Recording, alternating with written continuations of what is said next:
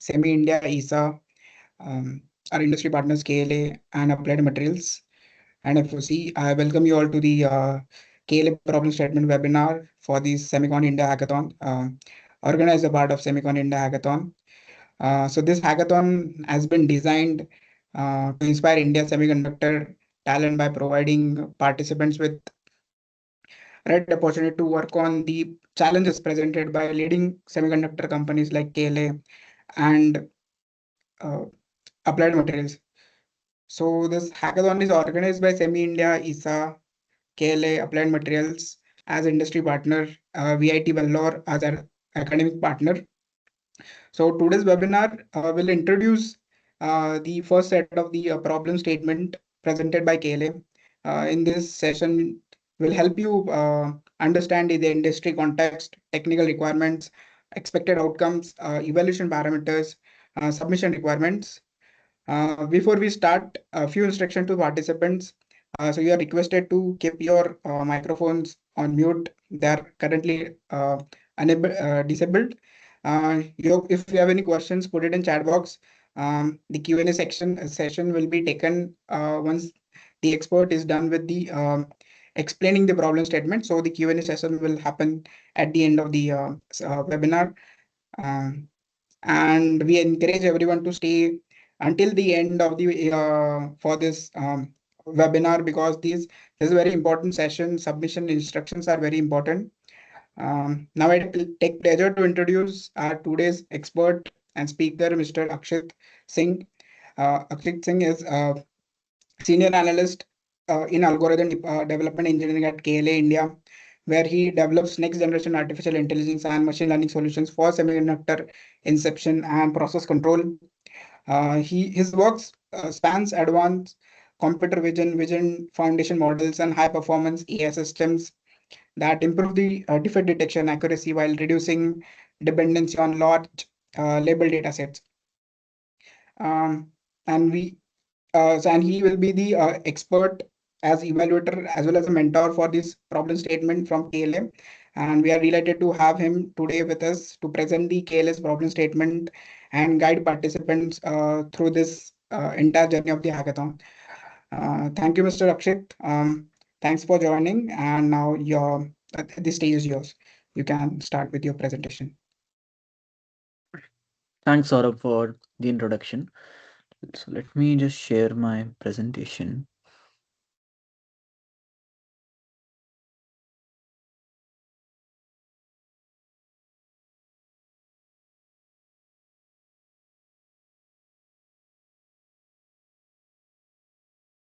Okay. Hey everyone, this is an overview of KLA's hackathon problem statement for SEMICON. And the task in one line is an image restoration task. And I will go into more detail of what this means in this webinar. So before we go into image restoration, I think it's a good idea to think what is a good image. For example, what do we think of when we think an image is good, right? So usually when anyone says that an image is good, it usually indicates that there's a lot of resolution in the image, that you can zoom in and you can see a lot of stuff. There's no noise in the image, which means that so noise is random, so noise reduces your signal. And so a good image has high signal and low noise, so signal to noise ratio is high. So these are different qualities of a good image. And usually when we are doing any sort of computer vision task or any sort of vision based task, we don't have an infinitely good image, which means we don't have an infinitely sharp, infinitely high resolution, or completely noise free image. What we usually have is what we can say is a bad image, which can have some noise or some degradation into it, right? Now, the question is, what exactly is this degradation that converts a good image to a bad image? So one such degradation can be blur, that the bad image is a blurred version of the good image. The other can be resolution, that you just downsample it, that let's say you had an image of size 1K cross 1K, and to create a downsampled image, you just picked every second pixel. So that means you'll get an image of size 512 cross 512. And you can further downsample by picking every alternate pixel and get to 256 cross 256 and so on. The other way you can degrade an image is you can add noise to the image. Noise can be of different types. It can be additive, it can be multiplicative, and it really depends. So the image degradation model that you have also comes from the physics model that probably your camera uses, right? So let's take a look at noise first, right? So let's take this original ground truth image, and here what I'm doing is I'm adding Gaussian noise to the image. So this is a Gaussian noise with zero mean and with sigma being 0.05. So fairly low noise, but you can still see some sort of grainy texture coming back into the original image, right? And as I keep on increasing the noise, you can see that the signal in the image, it's completely getting hidden by the noise that I'm adding. So as we move from left to right, you can see that the Gaussian sigma is actually increasing. This means that I'm adding more and more noise, or stronger and stronger noise, to my original ground truth image. And you can see in the rightmost image how noisy it is. And you can't even, it's very difficult to make out what it even originally was. And so on, you can keep on adding noise and create even noisier images. So Gaussian is an example of additive noise. So you create a noisy image and it gets added to your original ground truth image. This need not be the only way noise is added. You can have something like speckle noise. So here I'm adding similar to the above image from left to right, I'll add more and more speckle noise. So even here you can see as you increase the intensity of the speckle noise, you start to see these grainy textures in your image, right? And the difference between Gaussian and speckle noise is that Gaussian noise is additive and speckle noise is multiplicative. So what multiplicative means is that you create a noisy image or a noise distribution in an image and you multiply it with your original image. So in that sense, speckle noise is quite difficult to deal with because it depends on the intensity of your original image. So if the original image has high intensities, it will sort of amplify the speckle noise in your noisy variant. So this is like an image degradation, which was one of the subcategories was noise, and this was an example of noise-based image degradation. You can also have blur-based image degradation. So blurring is an interesting effect, and it can be done through a convolution kernel. So here I have a Gaussian kernel, which I then apply to my original ground truth image. Um, and essentially what it does is it sort of takes an average of those pixels around it and it replaces it with that. So when you convolve with this, so just like in the previous image from left to right, I was increasing the noise. In this slide from left to right, I'm increasing the blur. So here you can see as we move from left to right, as blur sigma increases, we get more and more blur in the image. And instead of blur, we can also downsample, which means that instead of using all the pixels of the ground truth image, we can subsample some of the pixels and then represent the image. So here again from left to right, I'm subsampling more and more pixels. Um, so this one is an example of downsample by a factor of 2, and this one is an example of downsample by a factor of 4. So you can see it's quite patchy or quite block based, right? Because you're just sampling some pixels from the image. However, what we need to know is that real world image degradation is much more complex. It's not a single noise like Gaussian or speckle. It's not just blur. It's not just downsampling. For example, consider this original image. I can apply blur to it.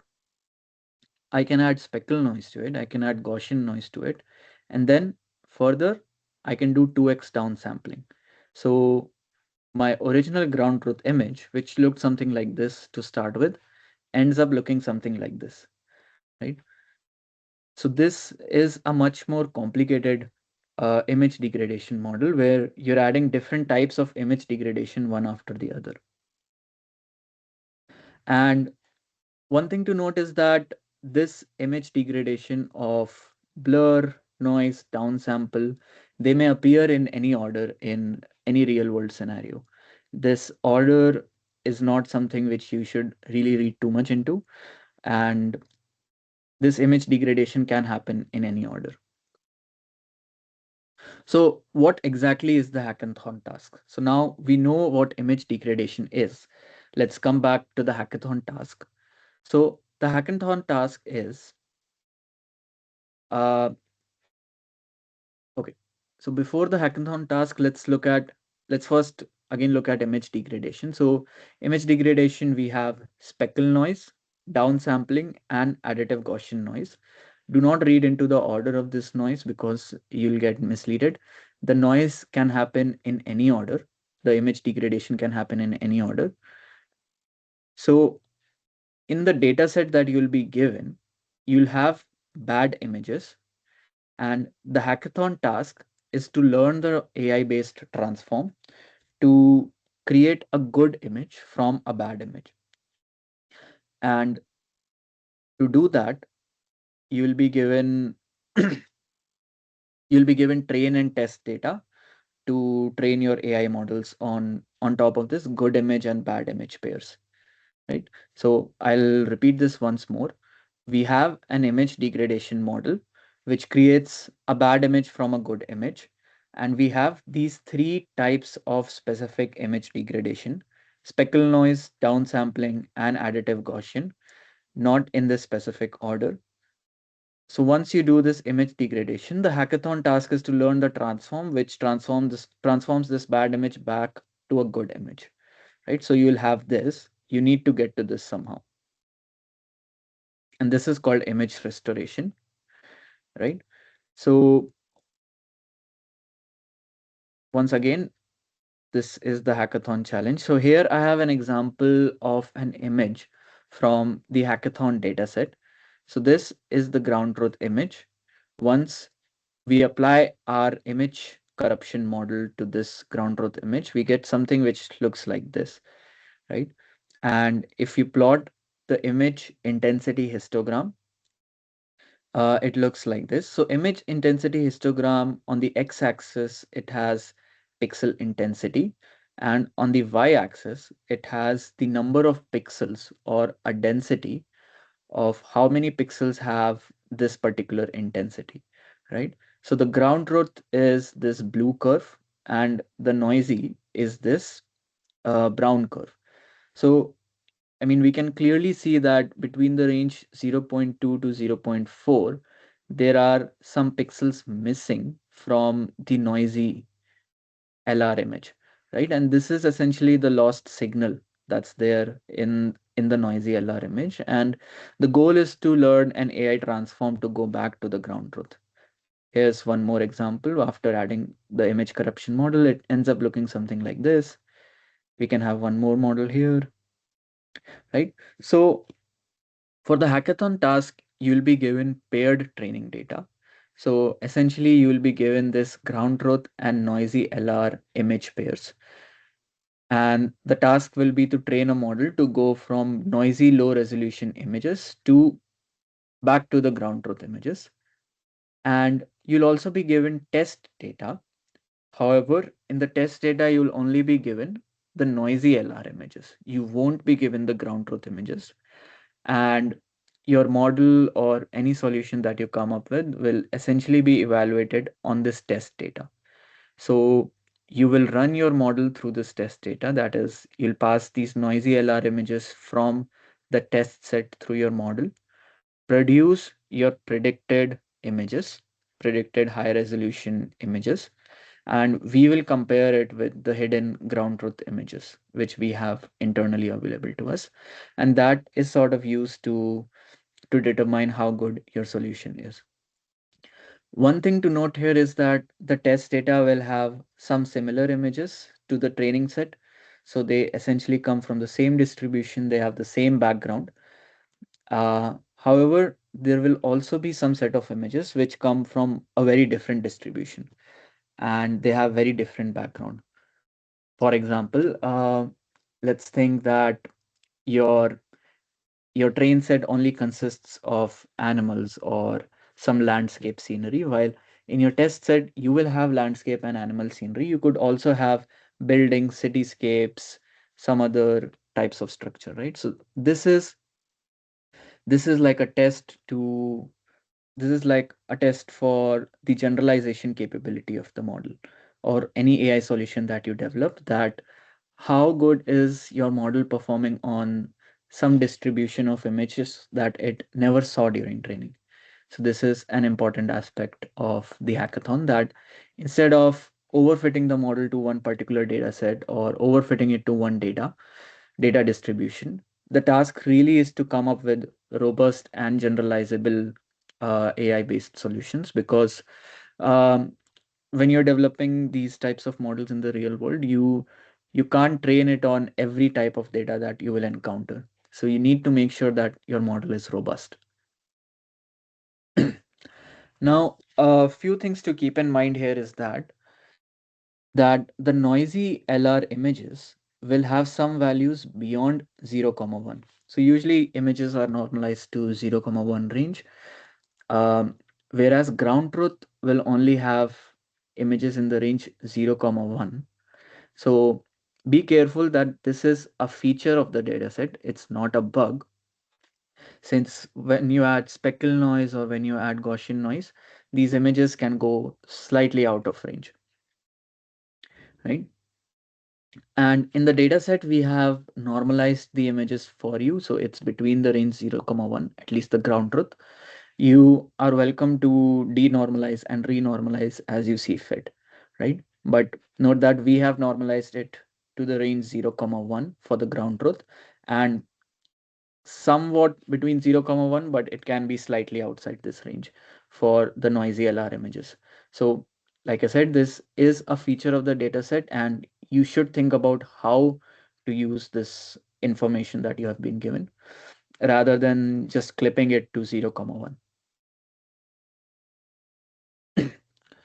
The other thing to note is that while you build these models, you should be thinking along these three axes, right? So the first one is data. Um, so the data means that, so the first thing is the data which we have shared with you, that's the train set, right?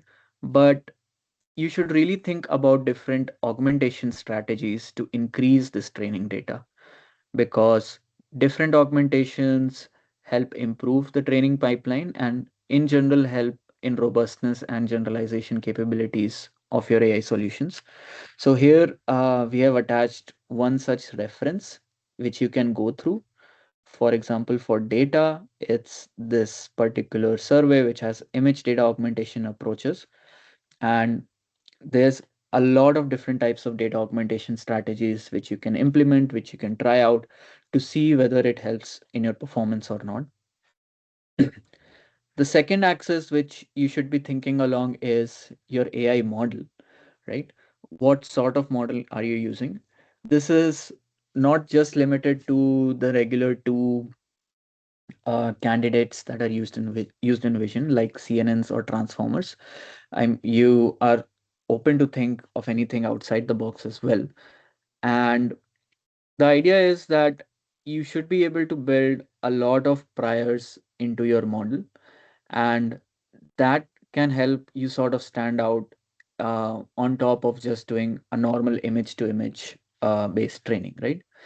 So for the AI model based access, we have also attached one reference here, which is a comprehensive review of deep learning based real world image restoration. And the third axis to think along is loss. So there are a lot of different types of losses which you can use in your training. There's obviously mean square, L1, L2, and frequency based losses, and the list just keeps going on, right? So you really need to think about what noises or what image degradations we have added. Those are speckle noise, Gaussian noise, and downsampling. And you sort of need to think about what losses will help sort of counter for that, and what losses will help you sort of tackle whether the predicted images of your model have recovered the ground truth or not, right? So for losses, you can think about going through this particular survey on loss functions and metrics and deep learning, which should be helpful to get familiar with different loss functions usually used in such tasks. And the final axis is compute. So the data, the AI model, the loss, this is not sort of existing outside in uh, without the compute. The compute or the infrastructure or the hardware that you have is underlying all three of these, right? So whenever you're developing your solutions or when you're doing training, you should also keep this compute in mind. That's along the data that your data loading, data pre-processing, everything should be very fast. It shouldn't be bottlenecked by anything, right? You should be spending most of your time doing the forward pass and the backward pass of your model.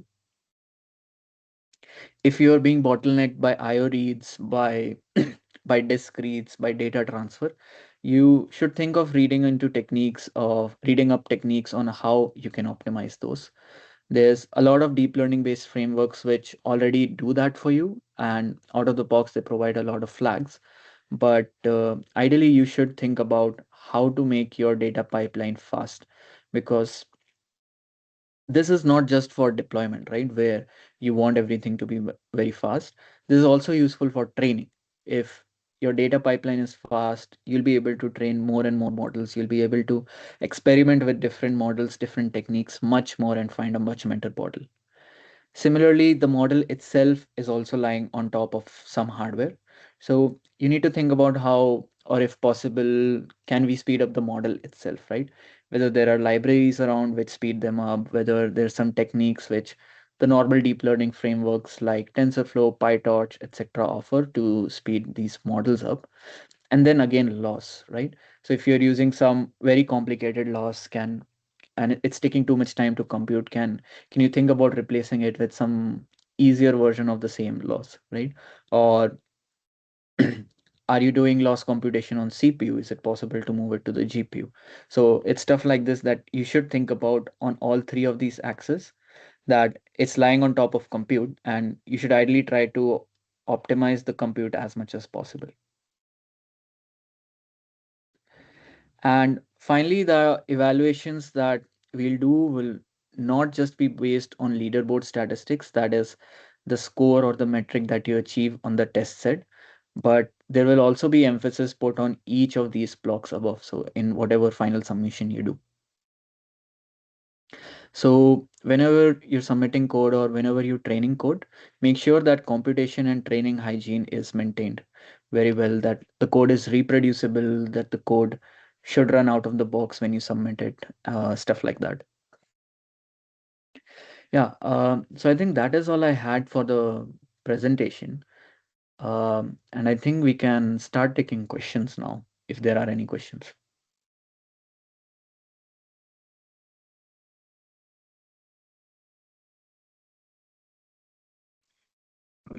Thank you.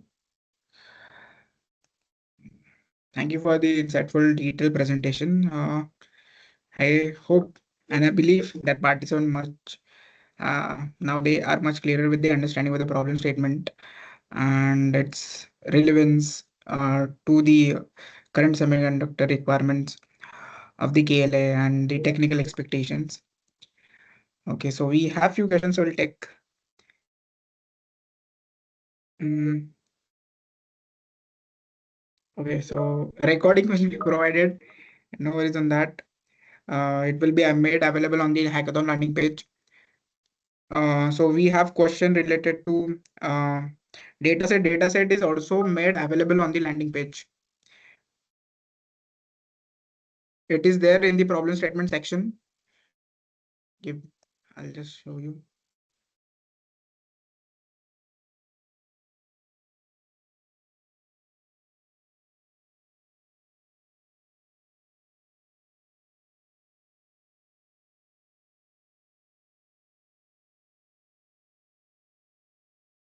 If my screen is visible, we are taking the further questions also.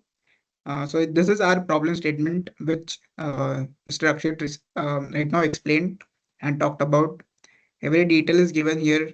We have given the submission requirements. You have detailed presentation, which he recently gave, just now gave. That is also attached here, and data set is also made available here. Shaurabh, screen is not visible for me. I don't know about others. Yeah, now Uh, yes. yeah, okay, maybe there's some. Yeah. I'll again repeat. So we talked about the current problem statement, that is AI-based restoration of degraded images. Every other detail, background, description, submission requirements, detailed PPT is given on the landing page. Data set is also made available on the landing page of the hackathon.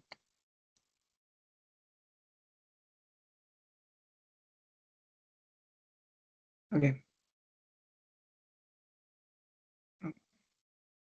So we have a question: train model uh, whether through laptop GPU or CPU or cloud GPU. Akshat, can you Yeah, take it? see, I mean, you're free to use any training resource that you have available. If you have laptop GPU or CPU available, that's fine. It's also fine to train models on cloud GPU. For example, I think Colab and platforms like Kaggle have free GPUs available for you to use. So, I mean, feel free to use those resources. Okay. So we have next question from Santosh. What kind of hardware model will be deployed? Are there any hardware involved? Um, okay. So you are free to train the model on anything. But for us, for evaluation purposes, we'll assume the deployment to be on an NVIDIA GPU, and we will sort of benchmark the throughput of the inference code on that particular GPU. Okay, thank you. We have next question from Varun. Is the degradation limited to the mentioned types, or we will have some other perturbations, types, etc.? Yeah. So the degradation is limited to the three types that we mentioned. That is speckle noise, Gaussian noise, and downsampling. And it will be limited to those three types of degradation. However, I'll suggest you don't read into the order of it in which it was presented into the slides. The original image degradation can be in any order. And it will be interesting for the participants to actually read the physics models behind these noises, that when you image something, when and why these types of noises come into play, that can sort of give a hint into what the noise model can be. Okay. Next question we have from technical point of view is is the training restricted to the given data set, or um, can you also expand the data set from the other sources? So I guess they want to Yeah. use external data set as well. Yeah, I think it's fine to use any external data set if you want to augment it. That's okay, I think. Okay. Okay. Next question we have is test set size split. How many in distribution versus uh, OD samples? And okay, this is related to the scoring, weighted equally between them. Okay, Maybe yeah, so this is deliberately not revealed as part of the test set, that how many samples are in distribution or out of distribution and what will be the final scoring between them. But I mean, generalizing to out of distribution samples is certainly an important aspect which you should think about. Okay. Again, so we again have question related to increasing the data set. So we already answered that, I guess. Okay. Is there any unstated parameter limit or model size limit? Um, there is no limit as such, but something to think about is that if you create an extremely large model, like something like the LLMs today, like 1 billion or 7 billion parameters, how much accuracy improvement are you getting by increasing those parameters? Because there's also a throughput aspect to it, right? Because if you increase the parameters too much or model size too much, the throughput will reduce a lot. So is the throughput reduction worth the accuracy improvement that you see from such large parameter models for this particular data set? I think you'll need to analyze that, but there's no limit as such that we are imposing. Okay. Okay. Other questions. So again, um, so there is one question like, how do you ensure the restoration model doesn't remove the real defect? Oh, so these are not semiconductor images where you are doing defect detection. This is a simple image restoration task on normal natural images. So there's no defect as such in the images. Right, So right. right now, I don't think you'll have to worry about that. Yeah, yeah.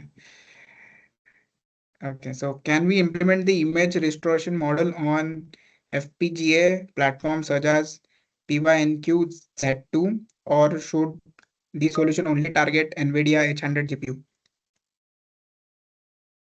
Um, yeah, I think we will prefer if the final solution that you submit, we should be able to run it on an NVIDIA H100 GPU, because then it's fair for all the participants, because all of the participants will be ranked on the same GPU. Mhm.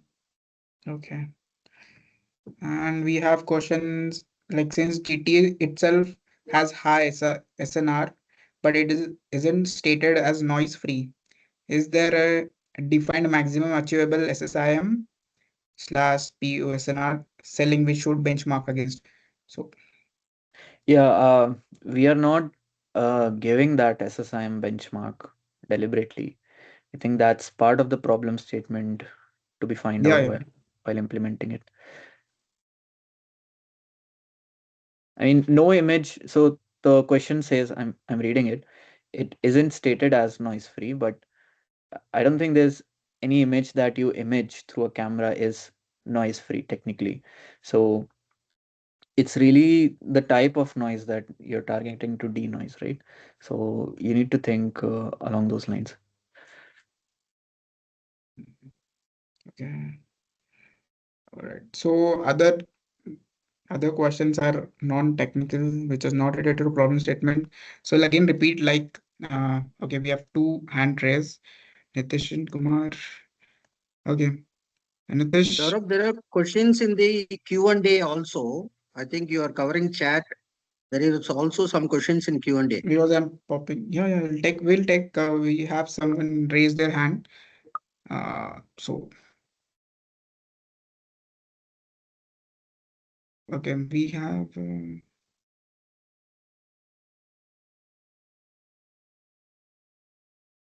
okay, that is, we have taken this question, sir, in the Q&A. Okay. Nitish Kumar, you can unmute yourself and ask your questions.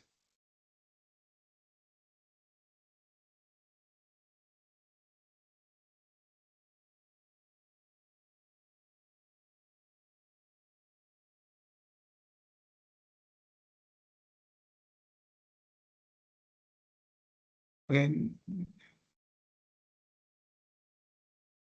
Can you please try to unmute yourself? No, he can even type it in the Q&A itself if he is not Yeah, able yeah, yeah. to unmute.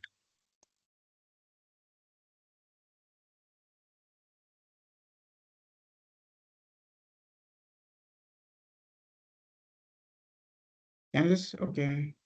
Uh, so we have another. Rutuj, can you just unmute yourself and ask your question? You have raised your hand.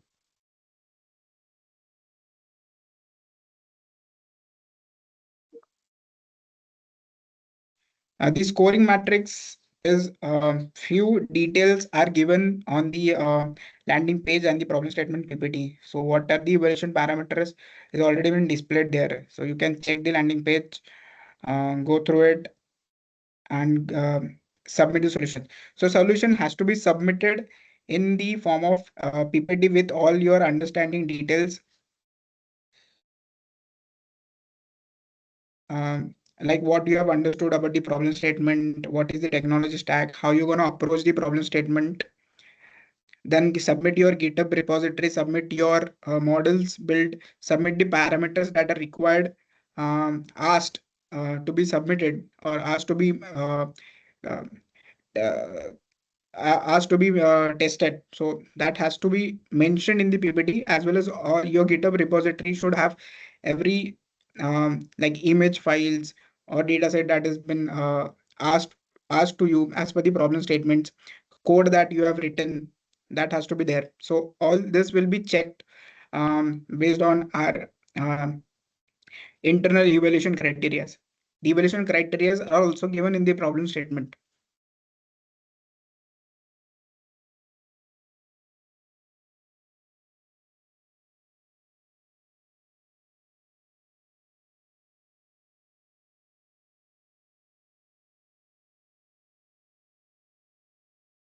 Few more questions. We'll take few more questions. So we have, can we use defect detection dataset from Google? So dataset is already provided in the landing page. Please check that. And we recommend to stick to that database only.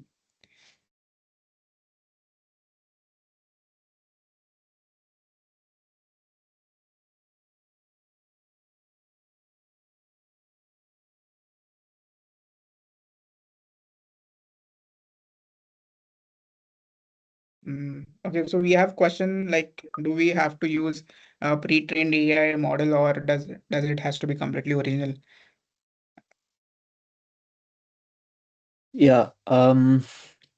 So it's okay to initialize your model with some pre-trained weights, which you can get online. And then you should be fine-tuning it on the data set that we have provided. Um, there's a lot of open source models already available, both CNN based and transformer based. And yeah, I mean, you're free to use those open source weights as your starting point. Okay, all right.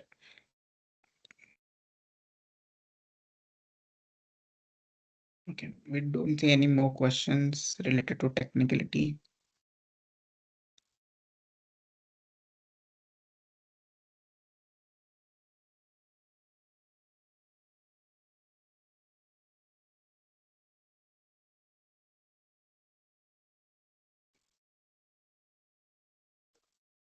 We'll wait for 2 more minutes.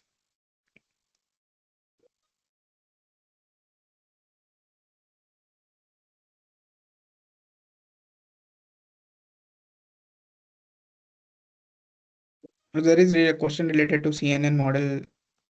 Do they have to build the further CNN model or something? Sorry, can you repeat that question? So the question is like, do we don't have to build our CNN model, right? Like further CNN models. Um, okay. I'm not sure I understand the question, but It I is mean, halfly written, I guess. yeah, but I'll, I mean, if it's whether to use CNNs or transformers, you're free to use any architecture you want. You don't need to build your own CNN model. You can use any published architecture. In fact, um, because there's a lot of study done on those architectures, right? So it's better that you reuse their architectures because they've already done a lot of ablations and a lot of study on those architectures, and they perform well, they generalize well. So um, yeah, I mean, instead of coming up with your own CNN architecture, it might be better to use some open source pre-trained version as well. Okay, thank you. Yeah, I guess you can to generate code. Uh, I guess the code generation is up. It's up to you. Like um, how it helps you to crack the hackathon problem statement.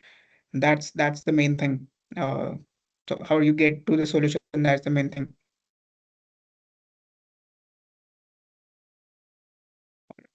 Okay, Akshat, would you like to talk about few details about the evaluation parameters, like Yeah, for the let's participants, just talk to have about it. clarity? Yes. So the evaluation will be based on three different points. The first point is the accuracy, or what we can call the accuracy of the model, right? This this metric will evaluate how good are the reconstructed images which your model is producing after removing the image deformation. This will be measured as a combination of different metrics. Some of these metrics have been posted at the landing page. So, for example, you can think about using L1 loss, L2 loss, uh, some sort of SSIM, LPIPS, etc. Right? So that's the accuracy aspect of the model, which is how well the model is performing. Then within accuracy, there's performance on in distribution test images. These images, like I said, are similar to what the model has seen during training. And the other subsplit is out of distribution images, which is to test the generalization ability of your model. That's the first metric. The second metric is actually the throughput of your inference pipeline. So what we sort of expect as a part of the submission is a single script which takes as input a directory which has all the low resolution images stored. And what this script should do is it should load these images from disk. It should pass it through the AI model which you have trained, and it should store the output reconstructed noise-free images to a location on the disk, right? So this is essentially end-to-end inference time, and this end-to-end inference time will be benchmarked. So the faster your end-to-end inference time is, the better you will be scored. So that's along the throughput optimization. So one thing I'll suggest is on the throughput optimization aspect is while reducing the model size and model parameters is one such way to get high throughput, there are other ways which are used. Um, and it's best to think of it in terms of an end-to-end system and end-to-end pipeline where you're doing a lot of things, right? You're reading data from the disk, you're transferring it to the GPU for computation, you're running computation on the GPU, you're transferring the results from the GPU back to the CPU, and then you're saving it on the disk. So for each of these steps, you can think on how to optimize or how to improve the speed of your pipeline. And the third sort of metric or sort of aspect is the what is the training hygiene that you have maintained in your train code, right?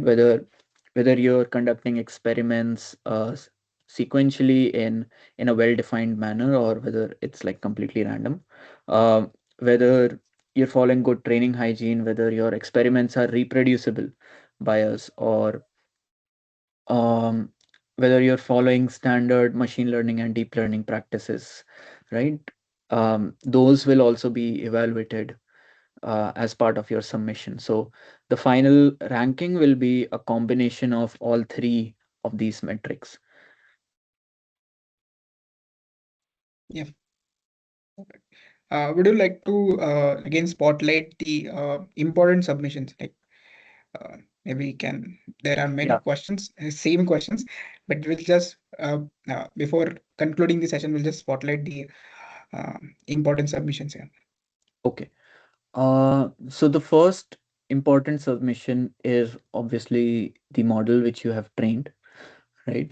The second important submission is the inference script, which we should be able to run on our end, and it should be able to take an input folder as input, and like I said, it reads all the images in the input folder, passes it through the model, produces the denoised images, and writes the output back to the uh, to the directory on the disk. That's the second thing. And the third thing is also your train code, or whatever code you have used for training. This is essentially to check whether your results are reproducible and whether you're following good training and best deep learning and machine learning practices or not. Okay. And also, if possible, they set up like if it's some container or some environment. Yes. Mhm. Okay. Thank thank you for that technical details, and thank you for taking all the questions that participants had. And again, from the um, on behalf of all the organizers, uh, I extend a senior gratitude to you and the KLA team that is present today, and will be working throughout the hackathon and supporting the participants to learn and to build solutions for the industry challenge. And we all thank all the participants for being part of this hackathon and joining the webinar today. And we look forward to your brilliant solutions for this hackathon. Any other questions? Will be replying to it. Uh, you also have all the details given on the landing page. You have the uh, email ID is given on the landing page where you will get the support. And and we also have one more webinar tomorrow related to problem statement number 2, which is given by Applied Materials. So we request everyone to register. The links are already shared with you. Register for the webinar and attend the webinar to learn about the problem statement, to learn about the what is the technical requirements of the problem statement, what is to be submitted. Yeah. Sort of, And there's So, we also a sir, can. follow-up. sir, I have There's a also question, sir. First, sorry for the delay. Like, the question is, what kind of model are we going to compete, sir? Like, if this is going to be in a, like in a hackathon, then like maybe an existing model should be there, no, sir. Like, do you have access to that model? Um, so what do you mean by existing models? Do you mean like pre-trained models that are available on platforms like Hugging Face? Or do you mean models which are behind API calls like Gemini or OpenAI? Like a humming face model, sir. Like, first of all, like you could have tried like some model we have or already existing model you should have used, no, sir. Like before coming to Yeah. the problem statement. Yeah. I mean, there's a lot of open source models available on Hugging Face, and you are free to use those models as well. Okay, Yeah, sir. we Then didn't want the to question share is, any. Yeah, we didn't want to share anything because we don't want to bias the participants with our thought process. That's it. That's one of so the goals of not sharing any model. so you're free oh, to choose anything. We don't have something from our side. okay, sir. Mhm. Right. Thank you. S- Yeah. We have one more question from Veer. Yeah, please. So last 5 minutes for the questions. Sir, actually about training the model, it will require a lot of inference or compute part, like GPUs or graphics card will be required. So are we supposed to train it on our own personal laptop or some backend will be provided from your side?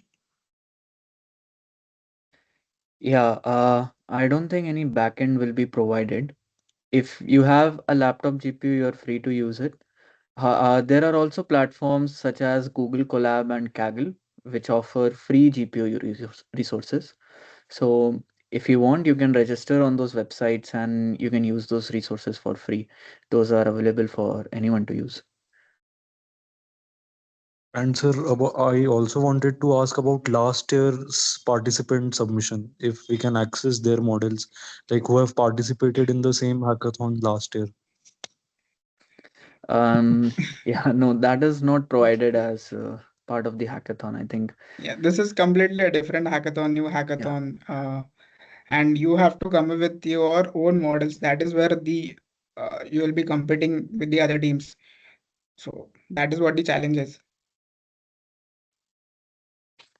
Sir, because usually Hugging Face models are very large, like at least some billions of parameters are there. So in our consumer laptop, it will be very difficult to train the model. So that's why I was asking. Some models are quite large, but there are also regular sized models available on Hugging Face. And there are other platforms other than Hugging Face as well, such as there's Torch Hub, there's TIM, there's TensorFlow Model Zoo. So, I mean, Hugging Face is not the only platform with open source models. You can use these other platforms if you want to find smaller models for your use case. Okay, sir. Thank you. Okay. Hey guys, just a final Thank you. thought from me. Yeah. Can you hear me? Yeah, so just a Yes. final thought from me that, this it's very few instances that you all have a chance to work so closely with people from the industry. So thanks to Semicon and ISA for, setting this up. But then please try and take full advantage of this, participate wholeheartedly, and if y'all get shortlisted, right, as y'all have interesting things to show, then our team will be working closely with y'all to help mentor y'all to take it to the next level. And that's when y'all will have a lot of learning. So please take full advantage of this platform to engage. Yeah. I'll just take few minutes to explain the process. So this is the round one, task one that has been given to you. There will be shortlisting for round two also. So like we'll be shortlisting around 15 teams per problem statement. For the round two, well, you will be again given a additional task to be performed, or you have to do a demo of the current uh, development that you have done. Uh, and then again, we will have team selected for the grand finale. That is 5 teams per problem statement will be selected for the grand finale of this hackathon. So, and during that phase, every hackathon phase, you'll be getting mentored from the people from the industry, uh, such as Danny sir, who is speaking right now. Then we have Akshat sir, we have Sairam sir, and then other uh, team from KLA. Other than we have another problem statement from Applied Materials. So this is a really great opportunity for you guys to give a try to build a solution which is given by the uh, core industry of the domain. Yeah. Okay. And again, thank you, Danny sir, Akshat sir, and Sairam sir for joining, and other team members from IESA, SEMI, and FOC for supporting the hackathon. And thank you, participants. Any other questions? We will answer to you There's another on the webinar chat. also, right? You want to talk about that? Sorry, sir. There will be a second webinar also for questions Q&A, right?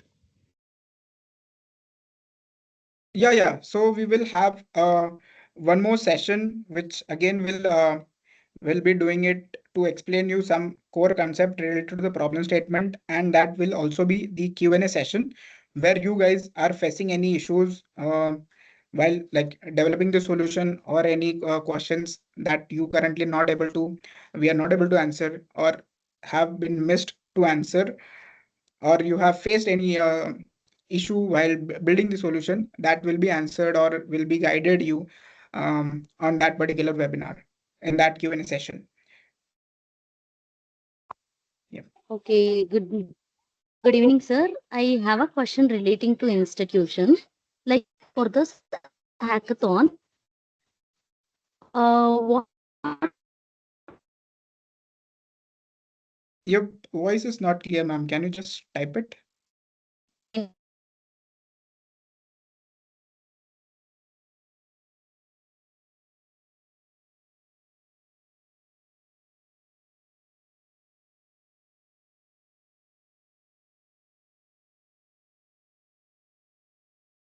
Sorry, sir. I didn't Okay, hear ma'am, you. you can type the question, Ah, or you can just mail me and I'll take it offline. Thank you. okay, sir. Thank you, Sure. everyone. Thank you. Thank you. Thank you, everyone. Thank you for Thank you all. joining. Bye. Thank Look you. forward to it. Bye. Thank you.